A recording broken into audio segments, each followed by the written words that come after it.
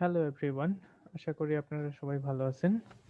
আজকের লেকচার 2 এর পার্ট 1 এ আমি আপনাদের দেখাবো ইন্ডাকশন মোটরে কিভাবে টর্ক তৈরি হয়।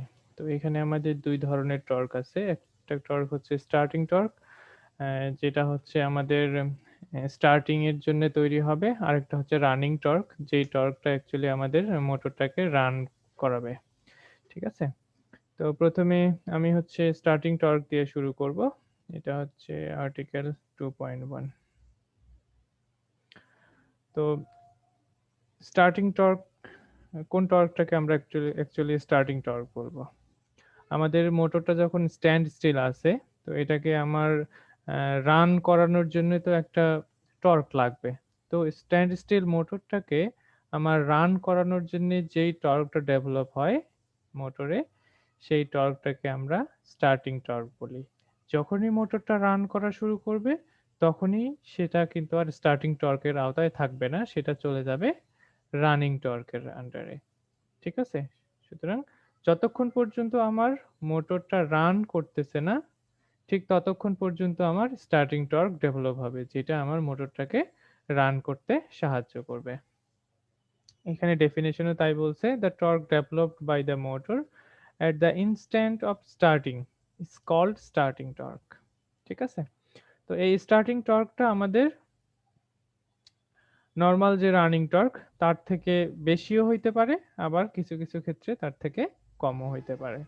ঠিক আছে? তো এই স্টার্টিং টর্ককে ডিরাইভ করার জন্য আমাদের কিছু প্যারামিটারকে প্রথমে জেনে নিতে হবে। সেটা হচ্ছে, প্রথমে আমি ধরি E2। আমরা জানি E দিয়ে আমরা ইনডিউসড ইএমএফ কে বোঝাই। তো এখানে আমরা E2 দিচ্ছি। তার মানে E2 মানে আমাদের রোটরকে আমরা বোঝাবো। যেহেতু আমরা ইন্ডাকশন মোটরকে ট্রান্সফরমারের সাথে তুলনা করতে পারি। তো 2 টার্মগুলা দিয়ে মেইনলি রোটরের প্যারামিটারকে বোঝানো হচ্ছে। ঠিক আছে? তার মানে E2 মানে হচ্ছে রোটরের ইএমএফ, এবং এখানে শর্ত হচ্ছে সবসময় এটা স্থির অবস্থার জন্যে। ঠিক আছে? এটা কিন্তু রানিং অবস্থার জন্য আমরা ডিরাইভ করতেছি না। সুতরাং এই E2 টা হবে স্ট্যান্ড স্টিল অবস্থায়। ঠিক আছে? তাহলে E2 হচ্ছে rotor EMF per phase at stand still. একইভাবে R2 হচ্ছে রোটর রেজিস্ট্যান্স পার ফেজ। X2, X2 কি? X2 দিয়ে আমরা রিঅ্যাকট্যান্স কে বোঝাই। তাহলে X2 হচ্ছে rotor reactance per phase at stand still. ঠিক আছে? তো আমরা এখানে রেজিস্ট্যান্স ধরলাম, রিঅ্যাকট্যান্স ধরলাম। তো এখান থেকে আমরা ইম্পিডেন্স বের করতে পারি। আমরা জানি ইম্পিডেন্স, তাহলে রোটরের ইম্পিডেন্স হবে Z2। তাহলে Z2 ইকুয়ালস টু আমরা জানি √R2 square plus X2 square, যেটা হবে rotor impedance per phase at stand still. সব ক্ষেত্রেই কিন্তু স্ট্যান্ড স্টিলের জন্য, এটা কিন্তু রানিং কন্ডিশনের জন্য না। এটা মাথায় রাখতে হবে। ঠিক আছে? আমরা এবার কারেন্ট বের করতে পারি, যেহেতু আমরা ইনডিউসড ইএমএফ জানি এবং আমাদের ইম্পিডেন্স জানি। তাহলে কারেন্ট বের করার জন্য আমাদের কি করতে হবে? সিম্পলি আমরা যদি ভোল্টেজকে ইম্পিডেন্স দিয়ে ভাগ করি, তাহলে আমরা কি পেয়ে যাই? কারেন্ট পেয়ে যাই। তো এখানেও আমার রোটর কারেন্ট পার ফেজ I2 হবে E2 divided by Z2। E2 হচ্ছে রোটরের induced EMF per phase at stand still, আর Z2 হচ্ছে rotor impedance per phase at stand still. তাহলে E2 ডিভাইড বাই Z2, আমরা এটাকে যদি E2 এবং Z2 এর ভ্যালু বসাই দেই, তাহলে এখানে E2 ঠিক থাকলো, Z2 এর ভ্যালু বসাই দেই। Z2 হচ্ছে √R2 square plus X2 square. ঠিক আছে? এরপর আমরা যদি পাওয়ার ফ্যাক্টর বের করতে চাই, পাওয়ার ফ্যাক্টর বের করব আমরা কিভাবে?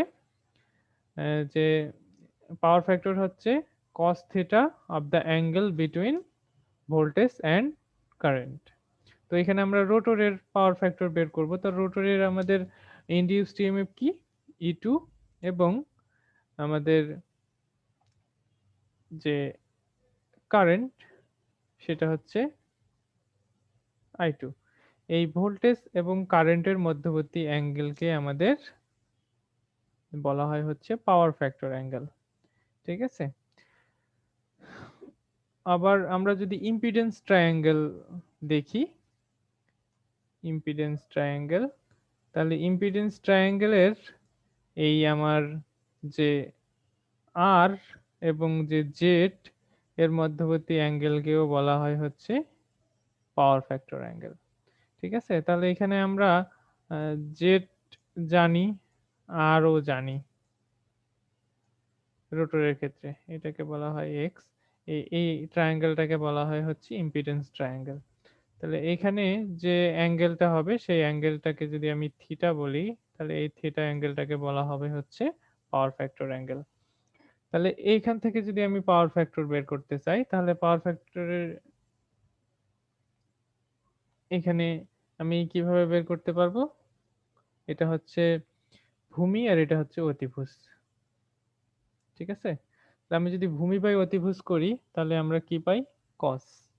ঠিক আছে? তাহলে এই কস থিটা মানে যেটাই হচ্ছে পাওয়ার ফ্যাক্টর, তাহলে এই পাওয়ার ফ্যাক্টর ইকুয়ালস টু কি হবে? ভূমি ডিভাইডেড বাই অতিভুজ। That means R divided by Z. একইভাবে রোটরের ক্ষেত্রে আমি যদি এটাকে রোটরের ইম্পিডেন্স ট্রায়াঙ্গেল ধরি, তাহলে এটা হবে x2, এটা হবে r2, এটা হবে z2। ঠিক আছে? তো এখানে আমরা রোটরের যে পাওয়ার ফ্যাক্টর সেটাকে φ2 দিয়ে প্রকাশ করব। সেটাকে φ2 দিয়ে প্রকাশ করব। তো এখানে যদি আমি রোটরের পাওয়ার ফ্যাক্টর এটাকে এখান থেকে বের করতে চাই, তাহলে cos φ2 ইকুয়ালস টু হবে r2 ডিভাইডেড বাই z2। সেটা এখানে করা হয়েছে। cos φ2 equals to r2 divided by z2। এটা আমরা এখন r এর ভ্যালু, r তো r2 এ থাকবে, z এর ভ্যালু বসাই দেই, z2 equals to r2 square plus x2 square. তাহলে আমরা প্যারামিটারগুলো সম্পর্কে জানলাম। এখন আমরা কি পরিমাণ টর্ক ডেভেলপ হইতে পারে সেটা আমরা দেখব। ঠিক আছে? কারণ ইন্ডাকশন মোটরের ক্ষেত্রে এইখানে যেই টর্কটা তৈরি হবে সেই টর্কটা অ্যাকচুয়ালি আমাদের যে স্ট্যাটর আছে, স্ট্যাটরের প্রত্যেকটা পোলে কি পরিমাণ ফ্লাক্স তৈরি হচ্ছে এবং রোটরে কি পরিমাণ কারেন্ট ফ্লো হচ্ছে সেইটার প্রোডাক্টের ডিরেক্টলি প্রপোর্শনাল। এবং এর সাথে যেটা থাকবে সেটা হচ্ছে যে পাওয়ার ফ্যাক্টর আছে সেই পাওয়ার ফ্যাক্টর। ঠিক আছে?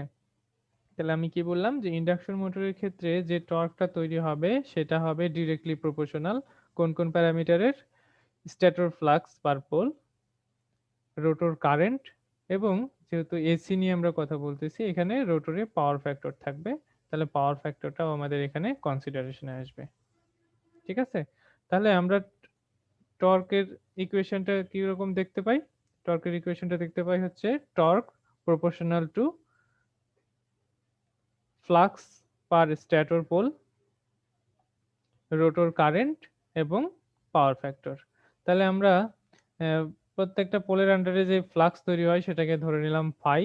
আমরা জানি রোটরের কারেন্টকে আমরা I2 দিয়ে বলতেছি এবং রোটরের যে পাওয়ার ফ্যাক্টর সেটাকে আমরা cos φ2 বলতেছি। ঠিক আছে? তাহলে আমার যে টর্কটা ডেভেলপ হবে স্টার্টিং অবস্থায় ইন্ডাকশন মোটরে সেটা হবে হচ্ছে আমার কি পরিমাণ ফ্লাক্স তৈরি হচ্ছে প্রত্যেকটা পোলে, কি পরিমাণ রোটরে কারেন্ট তৈরি হচ্ছে এবং রোটরের পাওয়ার ফ্যাক্টরের মাল্টিপ্লিকেশন।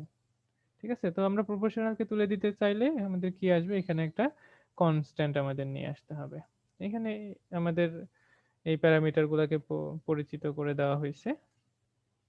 এটা হচ্ছে I2 কি?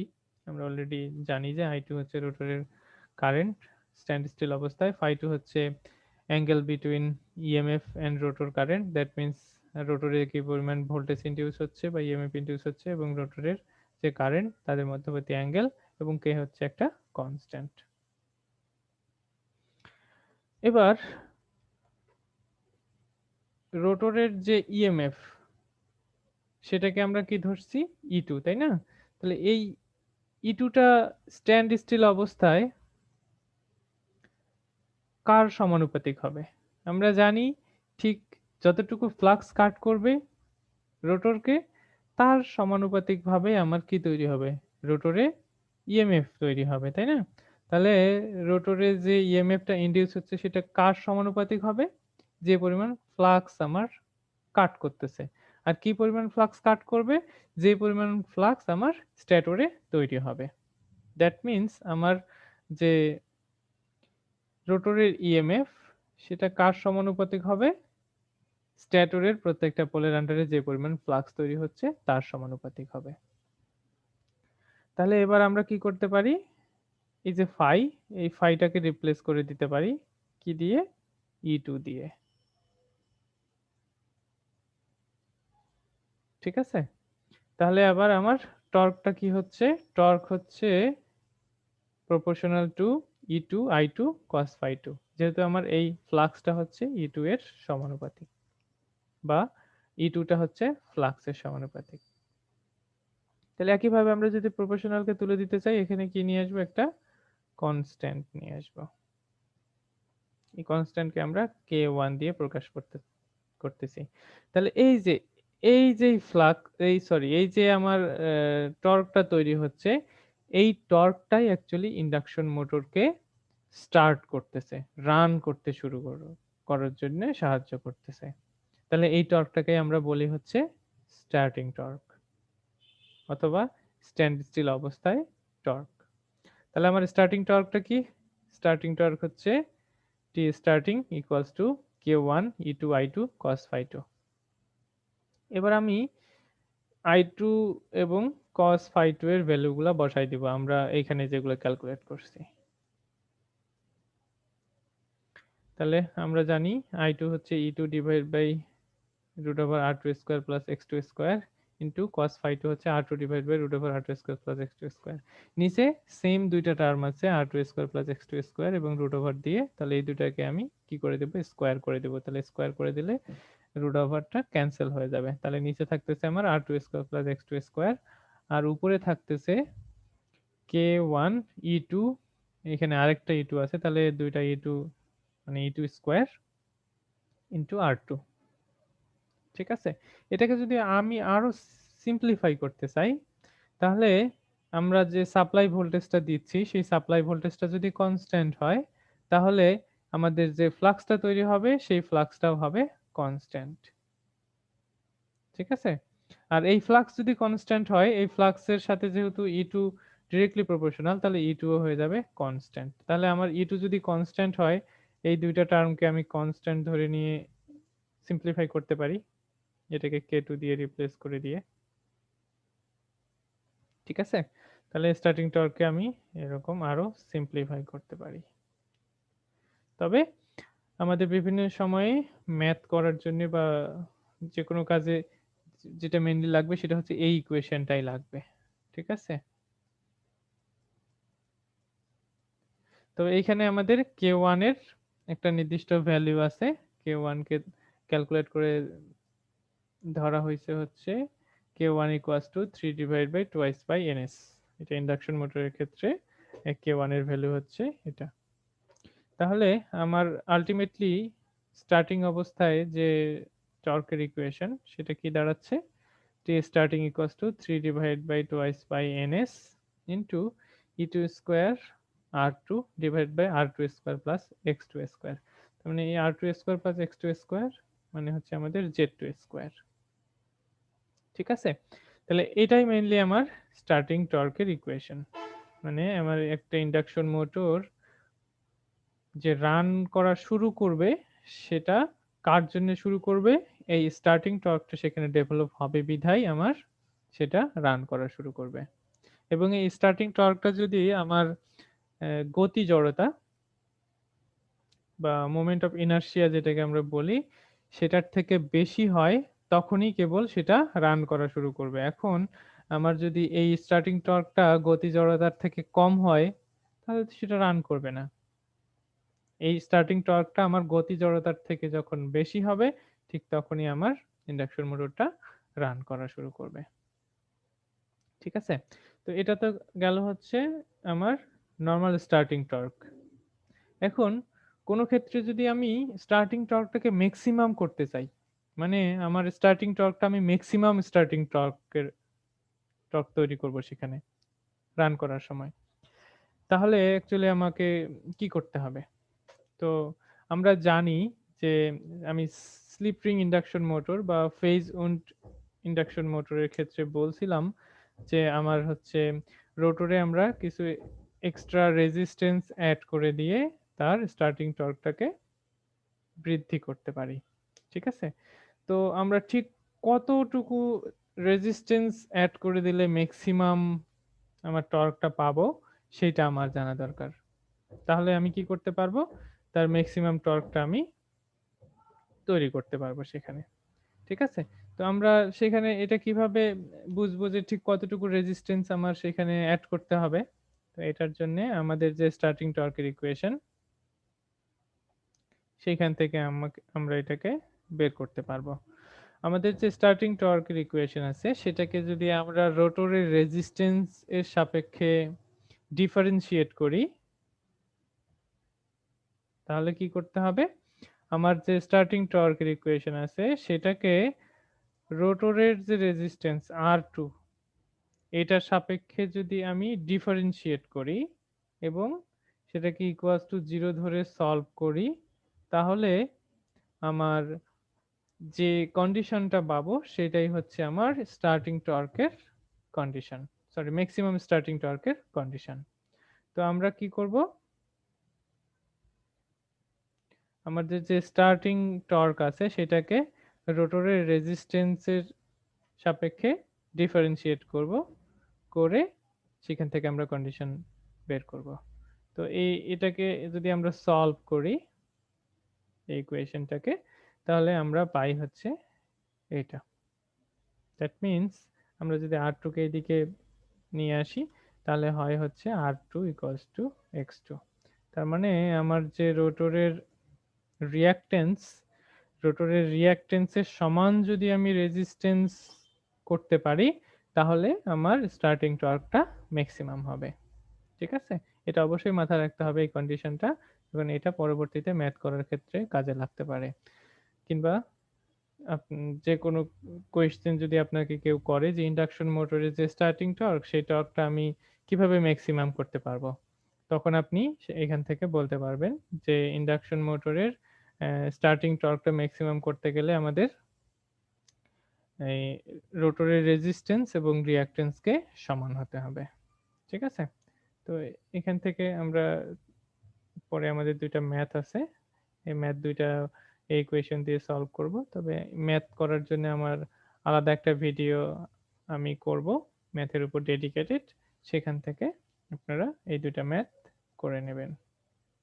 ঠিক আছে? তো এবার আসি পরের ধরনের আমাদের টর্কে যেটা হচ্ছে রানিং টর্ক। তো স্টার্টিং টর্ক তৈরি হওয়ার কারণে মোটরটা স্টার্ট করা শুরু করলো। তো যখনই মোটরটা রান করা শুরু করলো তখনই আমার মোটরটা রান করবে রানিং টর্কের আন্ডারে। তখন কিন্তু আর স্টার্টিং টর্ক অ্যাপ্লিকেবল হবে না। স্টার্টিং টর্ক শুধুমাত্র স্টার্ট করা পর্যন্তই তৈরি হয়। ঠিক আছে? এটা কিন্তু মাথায় রাখতে হবে। যখনই মোটরটা রান করা শুরু করবে তখনই সেটা চলে আসবে হচ্ছে রানিং টর্কের আন্ডারে।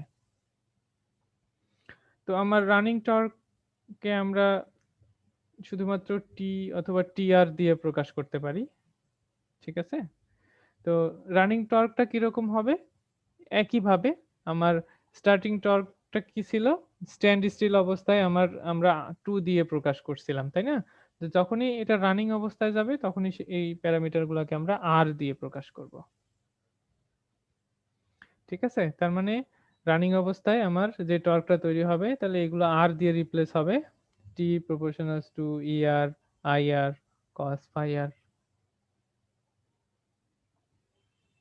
এখানেও তাই দেখানো হয়েছে যে আমার যে রানিং অবস্থায় যে টর্কটা তৈরি হবে সেই টর্কটা হবে T proportionals to ER, IR, cos phi 2। তার কারণ আমাদের পাওয়ার ফ্যাক্টর মেইনলি কি থাকবে?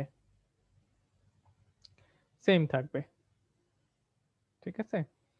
এজন্য এটাকে cos phi 2 দিয়েই দেখানো হয়েছে। তো এখানে ER হচ্ছে রোটর ইএমএফ পার ফেজ। এবার কিন্তু আর স্ট্যান্ড স্টিল নাই। এবার হয়ে গেছে রানিং।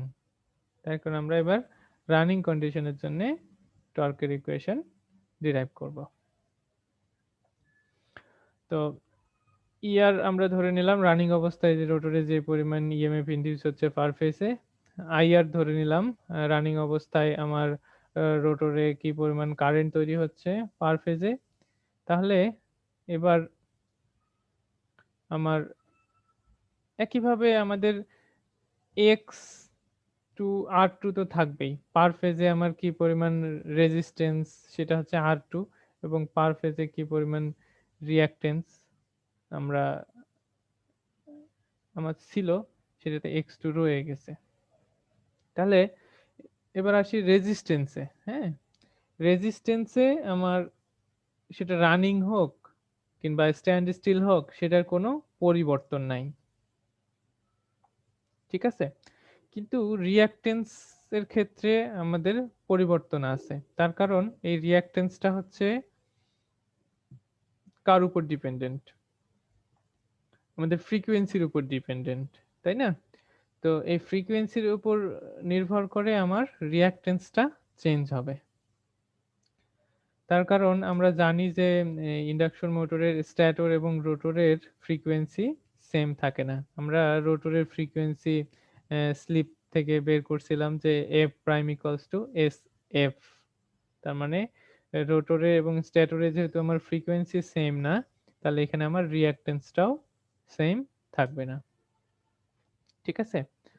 এর জন্য আমার যে রিঅ্যাকট্যান্স হবে সেই রিঅ্যাকট্যান্সটাও হবে হচ্ছে, যেহেতু আমার ফ্রিকোয়েন্সি কার উপর ডিপেন্ডেন্ট? স্লিপের উপর ডিপেন্ডেন্ট ছিল, তাহলে এখানে রিঅ্যাকট্যান্সটাও হবে স্লিপের উপর ডিপেন্ডেন্ট। তার মানে আমাদের এক্স আর যেটা রোটরের রানিং অবস্থায় যে রিঅ্যাকট্যান্স সেটা হবে হচ্ছে এস এক্স টু।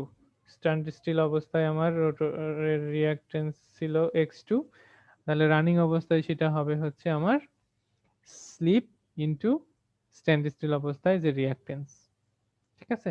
একইভাবে আমার ইনডিউসড ইএমএফ রানিং অবস্থায় যে ইনডিউসড ইএমএফ ইআর সেটাও হবে হচ্ছে আমার স্লিপ ইনটু স্টার্টিং অবস্থায় ইনডিউসড ইএমএফ। ঠিক আছে? তাহলে আমার রানিং অবস্থায় যে ইনডিউসড ইএমএফ ইআর সেটা equals to S E two. আর রানিং অবস্থায় যে কারেন্ট, তাহলে কি হবে? রানিং অবস্থায় ইএমএফ ডিভাইডেড বাই রানিং অবস্থায় আমার যে ইম্পিডেন্স। ঠিক আছে?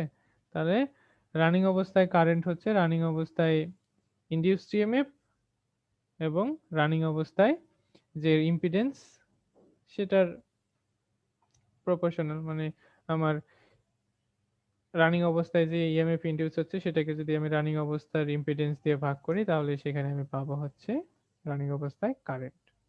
তাহলে ইআর ইকুয়ালস টু আমরা দেখলাম এখানে ইআর হচ্ছে স্লিপ ইনটু স্ট্যান্ড স্টিল অবস্থায় ইনডিউসড ইএমএফ, তাহলে এস ই টু, এবং Z R equals to root over R two square plus, এখানে কিন্তু এক্স টু শুধু থাকবে না, তার কারণ এটা রানিং, এখানে কি আসবে? স্লিপ আসবে, তার মানে এস এক্স টু স্কোয়ার আসবে। একইভাবে কস ফাই টু কি আমরা দেখছিলাম? R two divide by Z two. এখানে তো আর জেড টু নাই, এখানে জেড আর। তাহলে জেড আর ইকুয়ালস টু আমরা কি জানি? জেড আর হচ্ছে R two square plus S X two square. তাহলে এখানে জেড আর আসবে হচ্ছে আমার root over R two square plus X two square, এটা হচ্ছে কস ফাই। তাহলে এবার যদি আমরা এই ইকুয়েশনে বসাই দেই,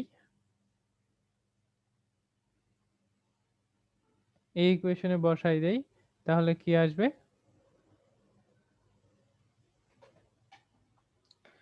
এই ইকুয়েশনে বসাই দিলে আসবে আমার টি প্রপোর্শনালস টু, আমি কি বসাবো?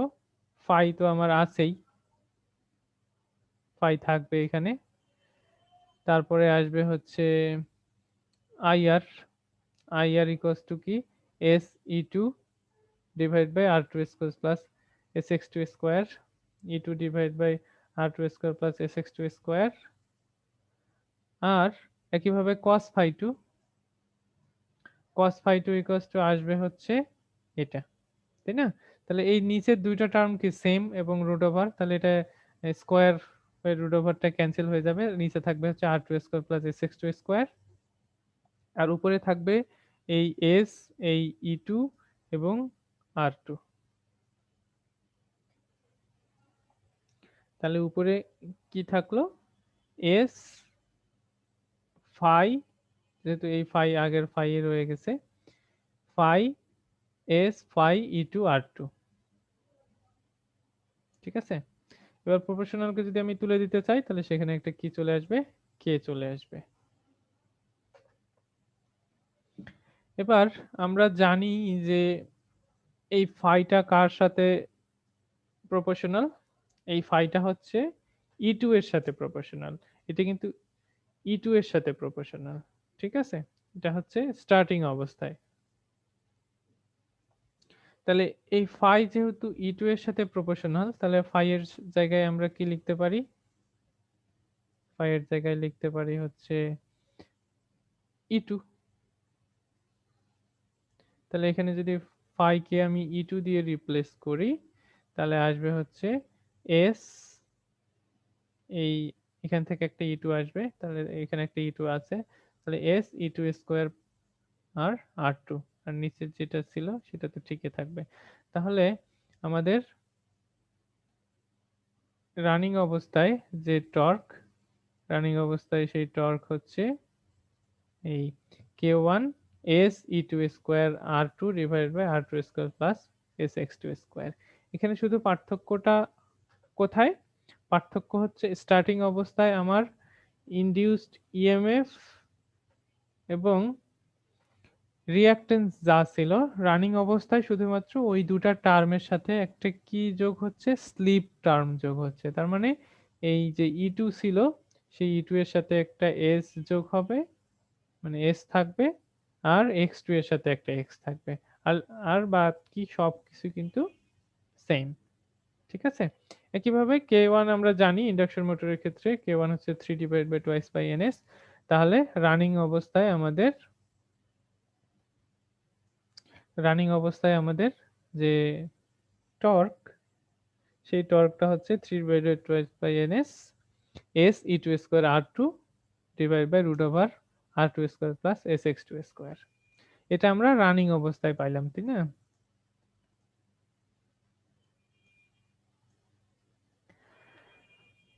আচ্ছা, রানিং অবস্থায় যখন একটা ইন্ডাকশন মোটর থাকবে তখন তার একটা কি থাকবে, স্লিপ থাকবে। এখন স্টার্ট রানিং অবস্থার আগে মানে যখন আমার মোটরটা স্ট্যান্ড স্টিল অবস্থায় ছিল তখন তার স্লিপ কত? আমরা জানি যে স্ট্যান্ড স্টিল অবস্থায় থাকলে মানে মোটর স্থির থাকলে তার স্লিপ এস হচ্ছে 1, তাই না? এটা কোথা থেকে আসে? স্লিপের ইকুয়েশন থেকে আসে। আমরা স্লিপের ইকুয়েশন কি জানি? এন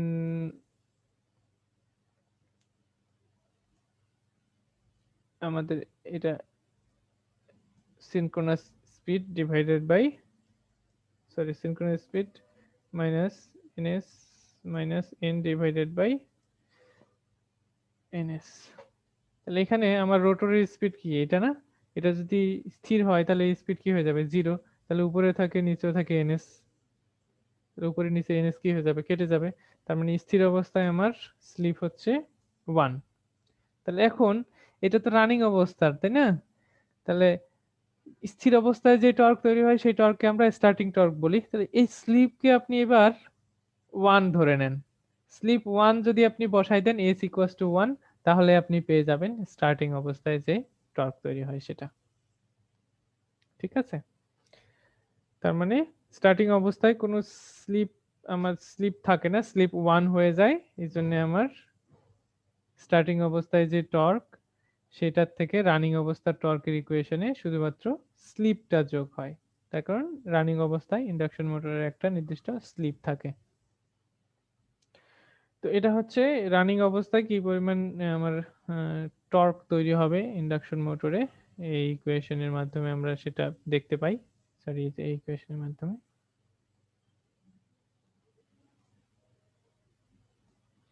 তো এই রানিং অবস্থায় যে টর্ক, রানিং অবস্থায় যদি ম্যাক্সিমাম টর্ক আমি পেতে চাই তাহলে কি করতে হবে? তো স্টার্টিং অবস্থা রানিং অবস্থায় টর্কের যে ইকুয়েশন, সেই ইকুয়েশনটাকে এবার আমরা সলভ করব। সলভ করলে আমরা সেই কন্ডিশনটা পাবো। তো এটা সলভ করার জন্য আমরা যে টর্ক, সেই টর্কটাকে রিভার্সের একটা টার্ম ধরে নিব y। y হচ্ছে যেখানে 1/t।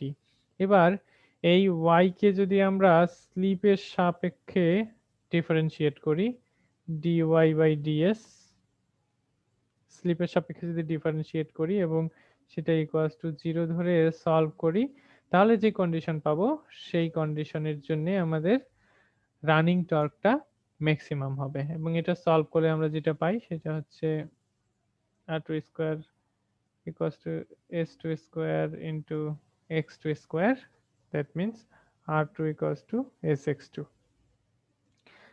স্টার্টিং অবস্থায় আমার কন্ডিশনটা কি ছিল, r2 ইকুয়ালস টু x2, তাই না?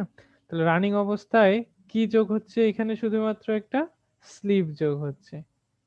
তার মানে স্টার্টিং অবস্থায় যে কন্ডিশন, সেই কন্ডিশনে আমার রিঅ্যাকটেন্সটা রানিং অবস্থায় চেঞ্জ হবে। তাহলে রিঅ্যাকটেন্স, রানিং অবস্থায় যেই পরিমাণ রিঅ্যাকটেন্স থাকবে সেই পরিমাণ আমার রেজিস্ট্যান্স হইতে হবে রোটরে, তাহলেই হচ্ছে আমার রানিং টর্কটা ম্যাক্সিমাম হবে। কন্ডিশন সেম, মানে আমার রোটরে যে পরিমাণ রিঅ্যাকটেন্স তার সমান হইতে হবে আমার রেজিস্ট্যান্স। ঠিক আছে? রোটরের রিঅ্যাকটেন্স এবং রেজিস্ট্যান্স যদি সমান হয় তখনই আমার টর্কটা ম্যাক্সিমাম হবে, whether it is starting or running doesn't matter। Starting অবস্থায় আমার রিঅ্যাকটেন্স x2 থাকে, এই জন্যে আমার r2 টা হয় x2 এর সমান। রানিং অবস্থায় আমার রিঅ্যাকটেন্স হয় sx2, এই জন্যে r2 হবে এবার sx2 এর সমান। তাহলে আমার রানিং অবস্থায় বলেন আর স্টার্টিং অবস্থায় বলেন, আমি যদি টর্ক ম্যাক্সিমাম পেতে চাই তাহলে আমার রোটরে কি পরিমাণ রিঅ্যাকটেন্স আছে তার সমান আমি যদি রেজিস্ট্যান্স করতে পারি তাহলেই আমি টর্কটা ম্যাক্সিমাম পাবো। আশা করি আপনারা বুঝতে পারবেন এই দুইটা ইকুয়েশন আমরা কিভাবে ডিরাইভ করলাম এবং এইখানে এগুলোর মাধ্যমে কিভাবে আমরা স্টার্টিং টর্ক এবং রানিং টর্ক বের করতে পারি এবং কোন ক্ষেত্রে আমরা ম্যাক্সিমাম স্টার্টিং টর্ক পাবো। Thank you.